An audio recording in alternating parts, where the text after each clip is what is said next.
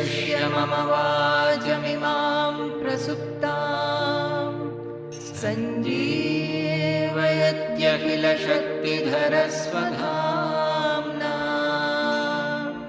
अन्यांश्च हस्तचरणश्रवणत्वगादीन् प्राणान्नमो भगवते पुरुषाय तुभ्यं प्राणान्नमो भगवते पुरुषाय तुभ्यम्. There is no other path by which you can become immortal. You can practice yoga and exercises for 24 hours also. The body is not going to be immortal. The immortality comes by knowing our real identity, that I am immortal. That I we are referring to, it is not constricted by our idea, a created idea of the personality that this is what I am. That is why it is called yoga. Yoga means fusion. Yoga means we add 3 and 4 and say 7. The 3 or 4 getting fused in it. Union. It means union. It means fusion. We are always thinking I am different from everything else. I am the small I. With that we are moving. When that artificially created, posited, I am using the word, I, that egoistic identity, it gets dissolved into the universal identity, the transcendental identity. That is the real yoga. All other yogas are preparation for that. Do you understand? That is the real yoga. That means we are no more separate. We become one, everywhere the same. So you will find in entire spiritual literature, Atma is never used plural or Dvivachanam. Atma, you will find never Dvivachana or Purusha by plural is used. It is always in singular because there cannot be two Atmas. The Atma cannot move from here and there. If at all anything moves, that is another Atma, not the Vedanta or the spiritual Atma we talk about, or not the Atma we come to know through our sadhana. The Atma which thinks of moving from here to there, that is a religious concept of Atma. And if such an Atma is there, it is for science one day to detect, because it becomes an object. The Atma is coming, it is limited, space limited. It is time limited. After a time it goes to one body to another body. That means it is moving in the space. That means it is an object, maybe subtle object, extremely subtle. But still it is in the objective field which is undergoing change, causality, everything. The Atma we speak in spirituality, it never moves at all. It is the consciousness. We think that conscious is that which moves by itself. But the real consciousness, there is no question of movement because it is not an object. You can never discuss consciousness as, oh, this is consciousness. Or even inside also, oh, this is the self. No, then it is not the self. That which is revealing, that is the self. It is the revealer of everything. It is the revealer of the world, it is the revealer of the mind, it is the revealer of the thoughts, it is the revealer of the emotions, and it is the revealer of the unconscious state also, when there is no signal. Suppose you have had an accident, for 1 second you are unconscious. When you are getting back consciousness, are you not knowing that you were unconscious? That time you may not know because there was no activity. But you know that I was unconscious for a while, now I have got back the consciousness, is it not? So who revealed that unconscious state? Unconscious means it is actually unaware. The consciousness was still there, but the awareness you had lost. So it was a no signal state. This is happening in deep sleep also. The difference in samadhi is that in samadhi you come to know that this is it. In sleep you are not knowing it, that's all. But the no signal state is also revealed by the consciousness. So normally in science and otherwise, whatever we are referring to as consciousness, you can call it awareness. The Atma or the Brahman or the consciousness, when we refer to in spirituality, it is the universal transcendental I. It cannot be multiple at all. Am I becoming too abstract and all? Are you losing interest? No? So, actually I wanted to introduce Bhagavad Gita, but I have again moved over to Upanishads. But Bhagavad Gita is based on the knowledge of the Upanishads. That is why at the end of each chapter you will find Bhagavad Gita Su Upanishadsu. That means this chapter belonging to Bhagavad Gita, which is again a part of the Upanishadic knowledge. So it is based on the Upanishadic knowledge. It is a later creation than the Upanishads. Upanishads were Shrutis, they were coming from mouth to mouth. At that time writing was perhaps not there. Bhagavad Gita is much later creation. Now, what I wanted to say is that Upanishadic knowledge was available to very few people. Only those who have left, those who did not have any desire, so-called worldly desires also, they used to go to the hermitage and learn from the Guru and become known. Like that it was. Now, like that, it was continuing, and maybe there was some social various changes, upheavals, etc. So later on, some people thought that if we leave the society and go to the forest and only pursue the knowledge, is our life meant for only that? Can we not live in the society with the knowledge? Is it possible or not, first of all? And by living like that, can we transform the society or not? So, although that is the point of Bhagavad Gita, but it must have been there earlier also, because Bhagavad Gita, Krishna is saying that it is nothing new that I am telling you. This knowledge was available with the kings. The Rajarshis were practicing this knowledge. It was without that they would not have been able to rule the kingdom so well. But with time, the kings have become corrupt. And Krishna says, I have come to re-establish a rule of dharma on this society. The kings again should get back to this knowledge and they should practice remaining on the knowledge. So I am not introducing, Krishna says, I am not introducing anything new. It was there with our kings. But as far as Bhagavad Gita goes, it is a revolutionary presentation, because Upanishadic knowledge, it was believed and it is believed that one has to be desireless to pursue that, at least reasonably free of worldly desire to pursue this knowledge. And that is very much known also. Suppose most of the people Swamiji has as a disciple or devotee, all of them report that I am not able to meditate. Swamiji asks them to meditate for 1 hour. They will say that I am meditating for 10 minutes. And all of them will say that, but Swamiji, I am doing interactional sadhana. Actually what they are doing is interactions only. The sadhana element, whether they are doing or not, who is going to find out? But to escape the meditational sadhana, they will say. That means there is a difficulty in meditating. People are finding it difficult to meditate. Why? Because they have lot of attraction and repulsion for the world. Their mind is full of raga and dvesha. Raga means clinging to what I like, and dvesha means hating what I dislike. If you look into your mind, you will find these are the main forces working in your mind. Either you are thinking of somebody you dislike or something you dislike, or you are thinking of something you like or somebody you like. Is it not so? That clinging, and it is not always meaningful. Unnecessarily you are spending time on what you like and what you do not like. The people you like or people you do not like. By thinking about them, what is happening? Tell me. Anything happening to that person or that thing? Only our mind is getting stressed. Is it not? By thinking like that, our mind is getting more and more constricted, stressed and impure. The mind which can remain free like the sky, that mind we are always encapsulating in this raga dvesha. That was the great discovery of Bhagavad Gita. That it is not the world which is disturbing us.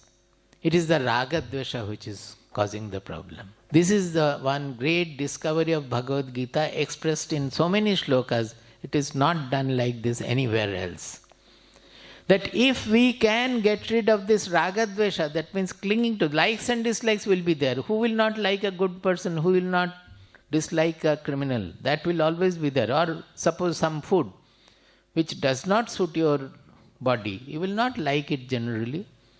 Or which suits you, it will. Where is a guru who will not like a good disciple? Will he like his disciples to be always quarreling? So likes and dislikes will be there. But the problem comes, we are always clinging to the likes, that preference and prejudice, and we are always hating the dislike. We are intolerant about the dislike. Our mind is getting disturbed by this clinging and intolerance, hatred. So Bhagavad Gita pinpointed that this raga dvesha is the real culprit.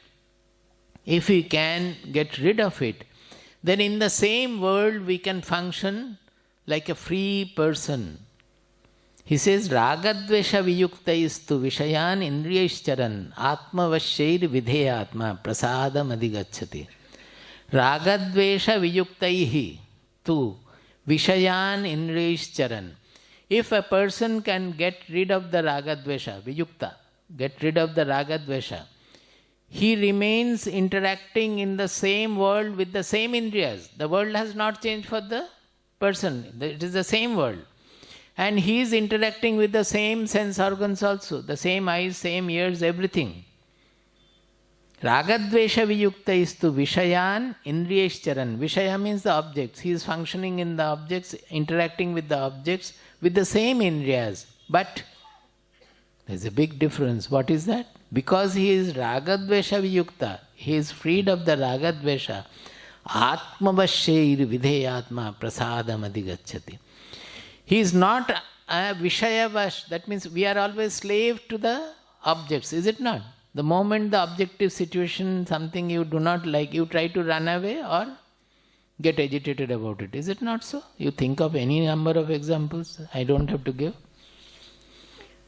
So, suppose we are quite poised, we are very happily sitting somewhere. A person comes and abuses us. Immediately we start abusing him or fighting with him.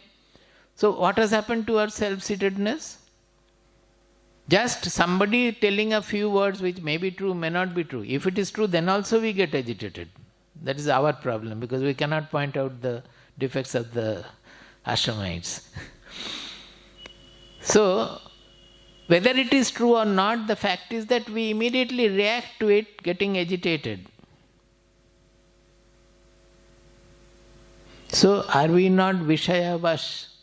Are we not slave to the world objects and world situations? Whatever situation, if you don't like immediately, we will lose the self-centeredness. Similarly, if the situation is something which you most like, then also we leave everything and run after that. Mundaka Upanishad describes beautifully with the example of the two birds sitting on the same tree on different branches. And how we forget and run after things. Achha, that we are keeping away for the time being, otherwise we get deviated. So, Atmavash, a person who has got freed from the raga dvesha, he follows his inmost reality. That is, whatever order comes from him, from the inside, he is always anchored in his universal soul, the transcendental Atma. Because so we don't have to even know the Atma beforehand. If we can get rid of the raga dvesha, then we have won over the world. We are no more slave to the world. So we can easily then, nobody has to tell you, from inside you will hear the voice what is to be done and what not to be done. Because we are always guided by the desires, guided by the order of the desires, that I want this, I don't want this. We don't hear the clear voice from within. So the moment we are getting rid of the slavery to the objective situation and object world and all, automatically we become Atmavash. Atmavasyair. Vidheyatma. For him, no external discipline is necessary. His discipline comes from within. He is always walking the path of truth. He doesn't have to listen to the other orders of anything at all. He doesn't have to, that is what Nachiketa had asked, Anyatra dharmat, anyatra adharmat. This dharma, adharma code is for others, not for him. Because dharma, he is rightly anchored in the dharma. That is the dharma. Whatever he does is the dharma. Because he is anchored in the universal soul, the transcendental soul. So for him, he doesn't have to worry about that. Vidheyatma, his discipline comes from within, from his soul, because he is anchored in the soul. Prasadam adhigacchati. He attains prasada, or placidity of the mind. Bhagavad Gita doesn't use the word Ananda. I don't think anywhere they have used the word Ananda. In our Upanishads, actually, in such cases, they will use the word Ananda. Bhagavad Gita everywhere has used Sukha, Sukha, Sukha, Atyantam Sukham, Sukham, etc. And in some places he has used, at least in here, they have used Prasada. Now this Prasada is a very pleasant situation of the mind. It is the placidity of the mind. It is not the Sukha we mean. That is why they have used the different word. Our Sukha and our Dukkha, the Prasada will be there in both. If you can get over the Raga for Sukha and Dvesha towards Dukkha, then you will find that you remain in Prasada, whether it is Sukha or Dukkha. Actually, Dukkha is more, you can relish even more, because in Dukkha the mind goes to a deeper level. You cannot say that Dukkha we don't like. When we get over this Raga Dvesha, in Sukha, both in Sukha and Dukkha, we have that Prasada. That Prasada is a transcendental mind which remains placid, whether it is Sukha situation or Dukkha situation. So this was the great discovery of Bhagavad Gita, that it is not the world which is bothering us, it is our own Raga Dvesha which is causing all the affectedness, all the problems in our life. If we can get over this Raga Dvesha, then we can function in the same world. We don't have to go to the forest or live there to have that peace. You can have the Prasada in the Sukha, Dukkha, all the worldly varieties, everything. Nothing is going to touch you or agitate you or affect you. Now, the other great discovery of Bhagavad Gita is, there are quite a few. Let me see, tomorrow I would like to finish, see some more. That it detects that we are born with an insufficiency. Mark it. Insufficiency, you understand? In Hindi or Sanskrit it is abhava bodha. Abhava bodha. Why they are calling that it is insufficiency or abhava bodha we are born with? Because we are always looking for happiness. Suppose we were full, then will we look for happiness from anywhere? You are already happy. So because we are not full, there is a cavity there, there is an abhava bodha. We always look for happiness. That is why a knower who becomes fulfilled, he doesn't look for happiness anymore. But whatever he does out of joy, out of happiness. He is always joyful. He is doing whatever he is doing out of joy, not to get joy by doing it from the result. That is the difference. So, one is this abhava bodha, another is that we are born with a delusion also. What is the delusion? That something from the world, from the objective world, will make us fulfilled. The abhava is there, that insufficiency which is I am carrying, that insufficiency can go by getting whatever I want from the world. Now you think, has it ever gone? Whatever you have wanted throughout life. Suppose you are looking for the building, and when you get the building you feel fulfilled. How many days you tell me? Then again, still some another abhava bodha comes in. वो building तो बन गया लेकिन बच्चे तो विदेश में रहते हैं, क्या करेंगे बिल्डिंग लेके? और पहले किराए में रहते थे, सब कुछ ओनर देखते थे, अभी हमें ये सब कुछ देखना पड़ रहा है, गड़बड़ हो गया है. Something or other, something will occupy your mind. Happiness will not remain for me. That means that abhava bodha is not going. Anybody, anytime in the world, has he become fulfilled by getting anything from the world? fame, riches, property, appreciation, nothing has been fulfilling ever. So that is why we are calling that it is a delusion, that we think that something from the world will remove this abhava bodha and make us fulfilled.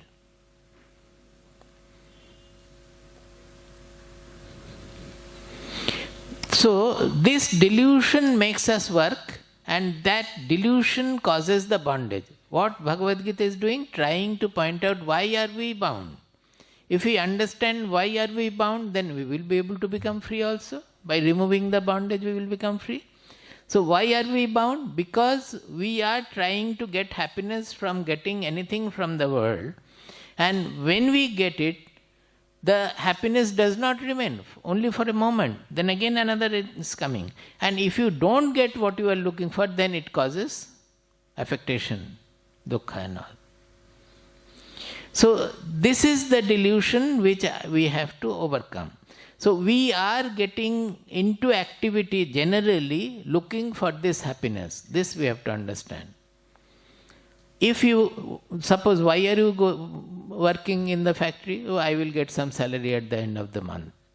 With that, why are you wanting the salary? I will have food and I will have, my family has to be looked after. By that, what will happen? If you go on asking like that, will not the last word will be, I will be happy. Is it not so? So whatever work we are doing, it is only to get happiness. And sometimes we are getting happiness, sometimes we are not getting happiness, sometimes the desire is fulfilled, sometimes it is not, sometimes it is partial. And that we are floating through all that, constantly undergoing sukha dukkha. But if we get rid of this delusion that nothing in the world can ever fulfill me, can take away this abhava bodha, then the whole problem, if we realize this, the whole problem can be removed in a matter of moment. Are we not intelligent enough to understand that nothing in the world is going to fulfill me? Seeing the world over the whole eternity, we can see nothing. Nobody has become fulfilled by getting anything. Nachiketa was given thousands of years of life and all the properties which the heavens also do not have, he rejected. Why? Because he knew, he understood that nothing in the world can fulfill me. Even if it is given 1,000 years of life, after 1,000 years also, I will not like to die because I want to enjoy more. So abhava bodha is still there. Abhava bodha will not go.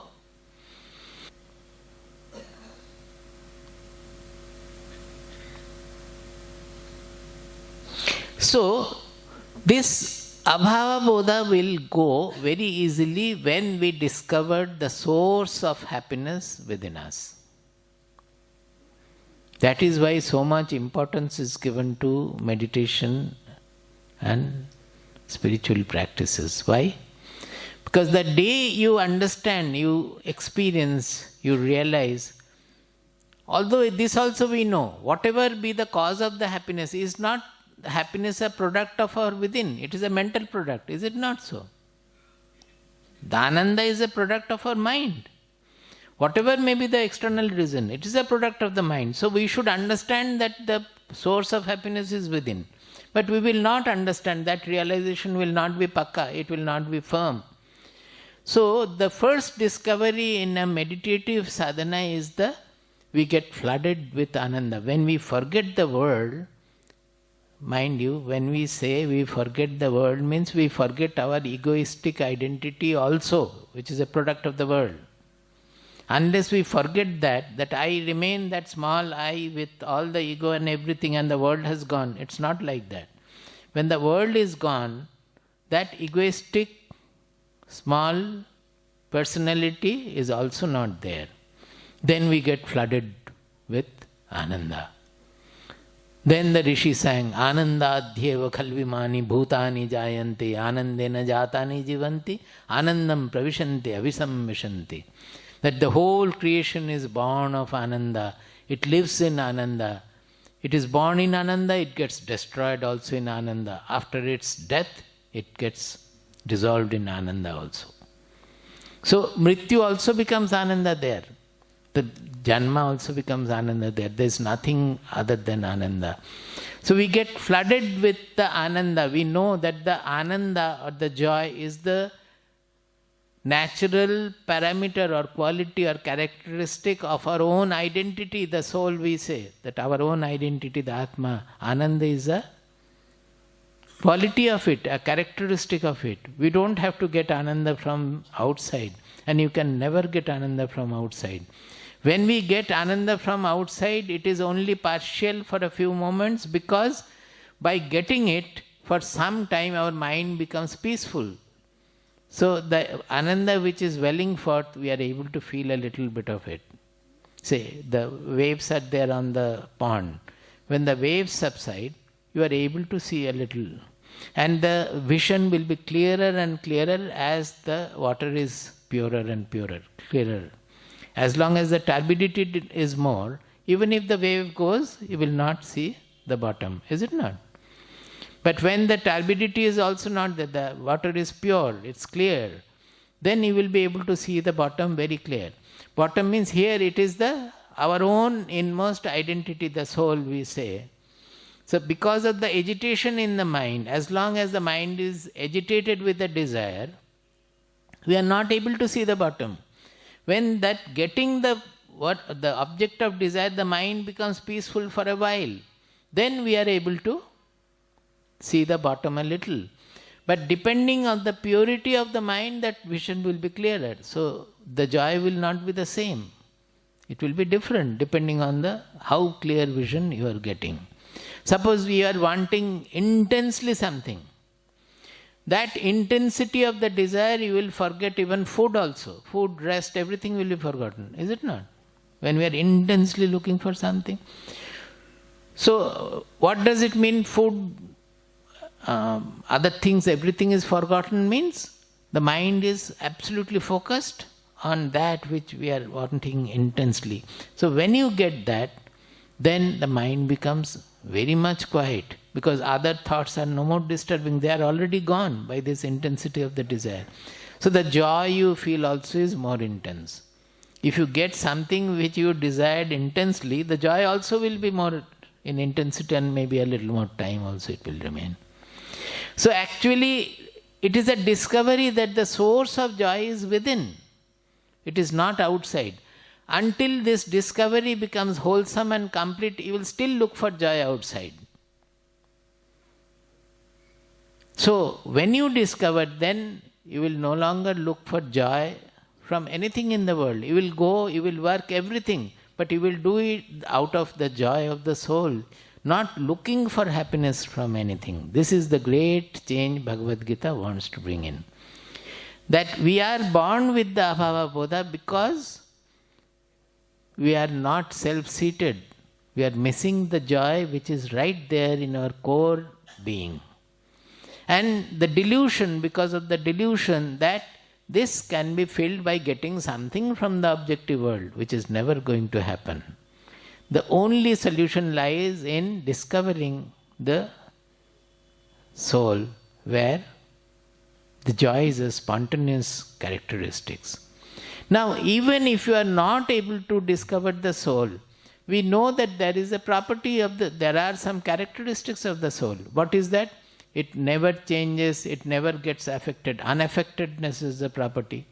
It is not constricted by any body or anything, it is universal. It is all embracing.